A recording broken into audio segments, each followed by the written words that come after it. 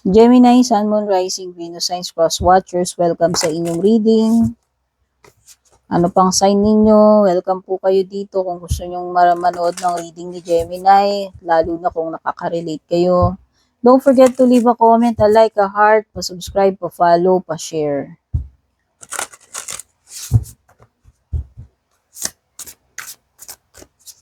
Exclusive perks, mag-avail po kayong subscription sa one and only official FB page ko, Meta Verified, purple tea na may check sa dulo. Hindi ko po kayo i-add friend, hindi po ako mauunang mag-chat sa inyo, gawain po yun ng mga scammers na gumagaya sa page ko. And patap na rin po yung bell icon para wala po kayong ma-miss na mga readings. So, you have Gala. Gala, masyadong maliit yung keywords. Expression. You also have humpback whale, record keeper, taking score, record keeper Ano pa to? Sugar glider, flow of life.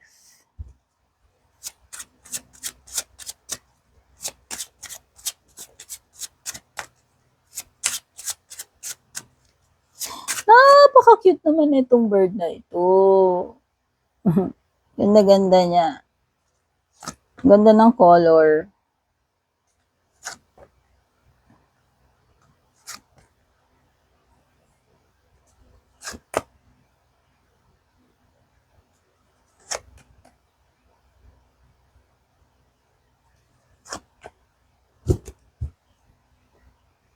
For your tarot cards, at the bottom, meron kang 6 of coins, Magician, Strength, Queen of Cups, 7 of Swords, Temperance, Death card. So, Gemini is here, Leo is here, Sagittarius is here, Scorpio is also here. Pero kahit naman anong sign pa yan, sinasabi ko lang kung anong naglalabasan sa cards. So, dito na tayo kay Gala. Ito ay pag-i-express ng iyong sarili. Kasi nakasulat dito ay expression. Huwag kang mahiya na i-express kung anong naturalesa mo, yung totoong ikaw. As an advice, ang sinasabi nitong card na ito, the bravest thing you can be is yourself. Wala kang dapat i-pretend, wala kang dapat baguhin, you don't need to put on a mask. Alam mo yun? Para lang i-accept ka nila. Basta i-express mo kung anong iniisip mo, nararamdaman mo, yung natural na ikaw. Okay? Kung gaano kaganda tong ibon na to, di ba? Ang mga birds ay gumagawa ng magagandang sound. Humuhuni sila or minsan kaya nilang imimik yung mga salita natin, di ba? So, Gala is known for being fun, cheeky, bold, and merong pagkakaroon ng humor. So, feeling ko lang, kung meron ka ng mga traits na yun, sa tingin ko, yun yung something na nagugustuhan ng mga tao sa'yo. Yan, yung pagiging pagiging fun, cheeky. Basta kung ano man yung kailangan mong sabihin, nafe-feel mo, or naiisip mo, or yung gusto mong i-express about yourself, i-express mo lang yun. Okay? Embrace all that you are.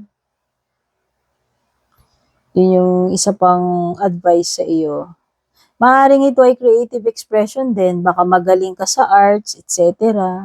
Dancing, music, sa speech, content creation, etc. So, express mo yung mga hindi lang yung mga iniisip mo, pati rin yung mga talents mo. Itong card na ito, ini-encourage ka rin niya na maging bold enough ka. Nasabihin or ipakita yung yung isabihin yung mga gusto mong sabihin or i-present mo yung sarili mo. Okay?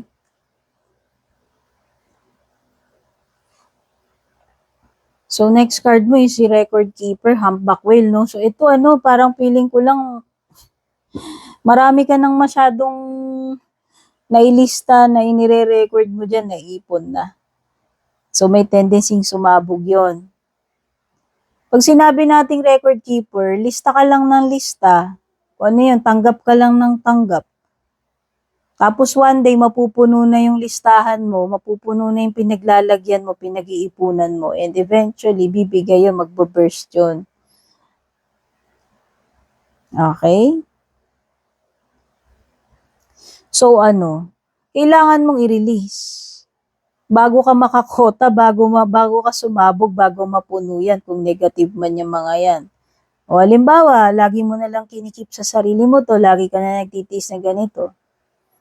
Diba? So, pwedeng naiipon yung galit, yung mga resentment, etc. Ano man yung mga tinitiis mo na yan.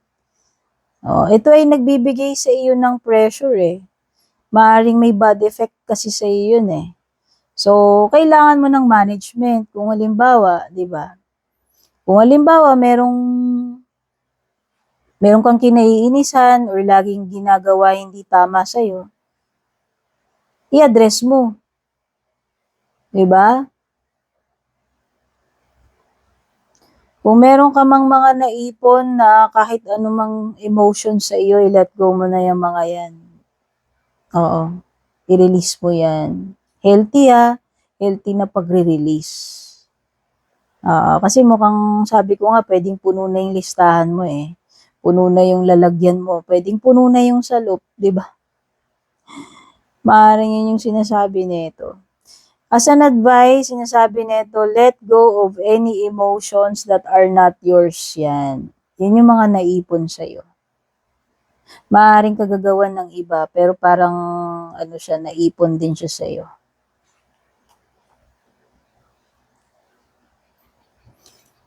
Kasi may, yan eh, pwedeng bibinggo na kukota na eh, di ba? So, bago sumabog yun, alam mo yun, dapat na i-release mo yun eh. Next is the sugar glider. Okay. Etong si sugar glider card is reminding you to stand up for what you believe without lowering your standards or para lang ma-please mo yung ibang tao. Okay? Kailangan mo maging assertive without being aggressive. Okay? So, stay true and be grounded pagdating sa iyong mga values, principles, beliefs. This also is a card reminding you to think outside of the box.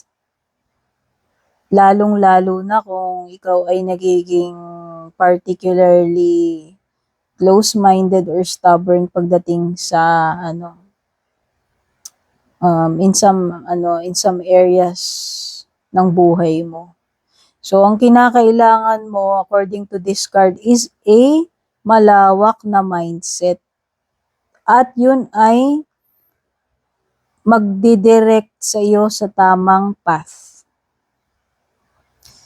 Ngayon, si sugar glider, di ba? Alam niyo naman yung mga glider para silang may pakpak, di ba? So, kaya nilang magpalipat-lipat sa mga puno. So, sa tingin ko lang, etong sugar glider na to is symbolism na, alam mo yun, kaya mong malagpasan yung situation mo, kaya mong mag-succeed, mararating mo kung ano yung gusto mong marating, goal man yan or whatever. May kakayahan ka eh, na marating or makalipat doon sa gusto mong lipatan or doon sa gusto mong marating. Okay?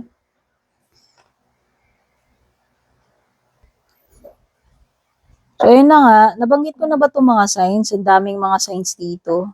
Pwedeng may Gemini, pwedeng may Leo, Sagittarius, or Scorpio energy.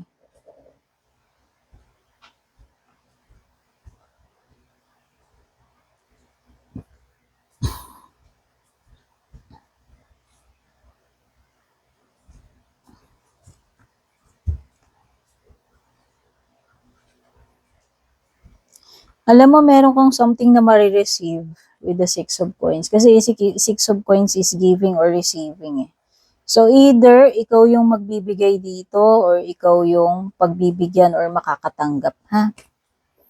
O, pagtulong man yan, material, hindi, pera, hindi, no. May mayroon kasing equal give and take dito eh.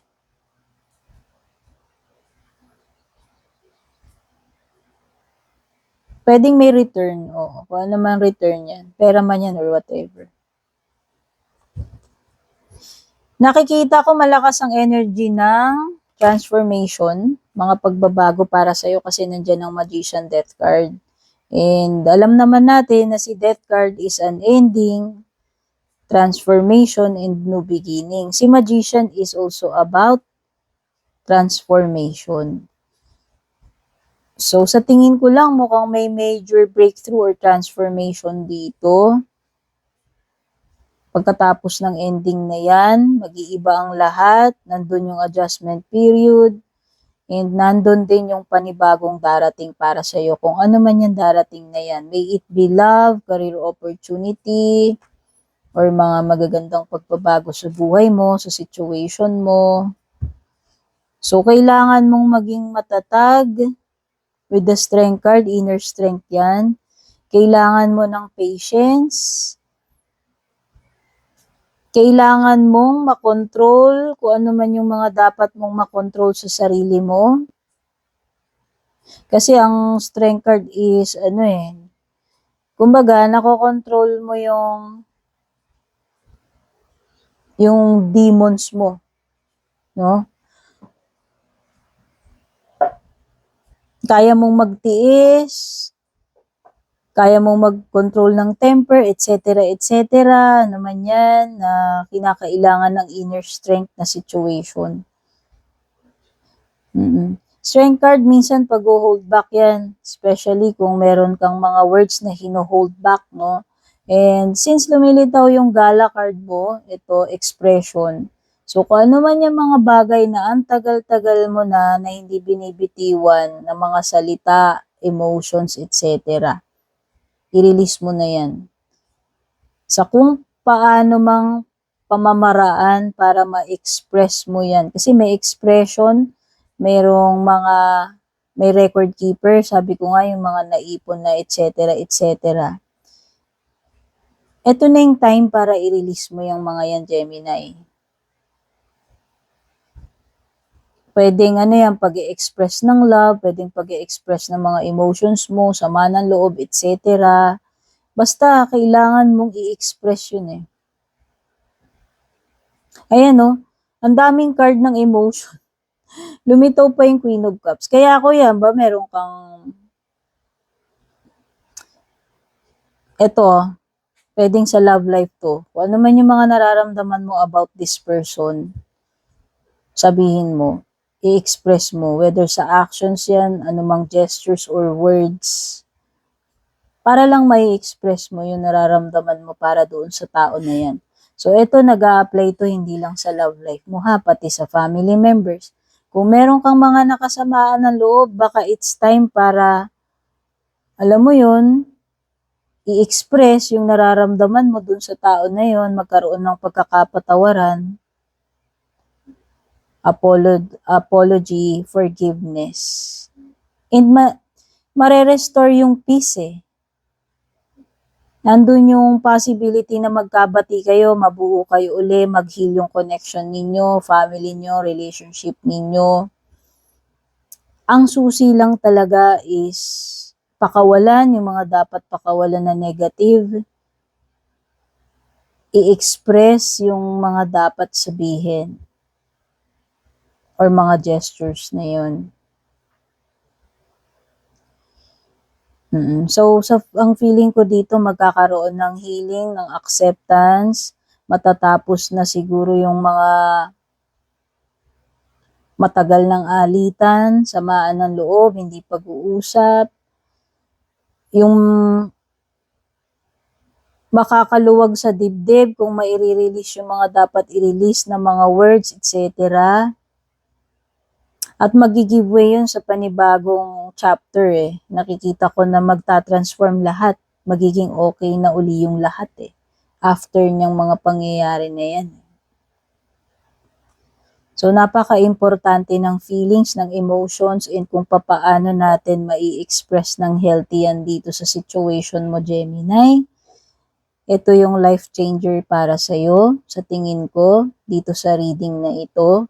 Kasi magkakaroon ng healing, magkakaroon ng mga magagandang pagbabago rito. Matatanggal yung mga blockages, matatanggal yung mga pabigat, yung mga matagal nang tinitiis, tumutorture sa'yo, ano man yung mga bagay na yan.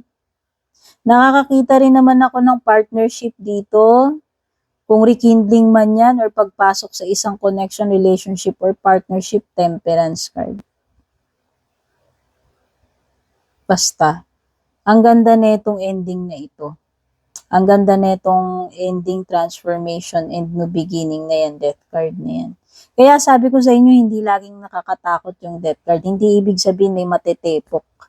Symbolism lang talaga neto na merong something na mag-i-end, magta-transform, and meron ding new beginning. Kasi ayan kung ano, kung ano yung maging approach mo dito sa person na to or situation na to, mag-give back siya 6 of coins eh. Ibig sabihin, nire-reciprocate niya, susuklian niya yun. So, hindi lang one-sided yun. Halimbawa, nag-express ka ng love, nag-express ka ng apology. Diba? Pwedeng i-acknowledge, i-receive din yun. And at the same time, ibigay din niya sa'yo yung same energy. 6 of Cups is receiving or giving ha. Kaya kung ano man itong marireceive mo or maibibigay mo.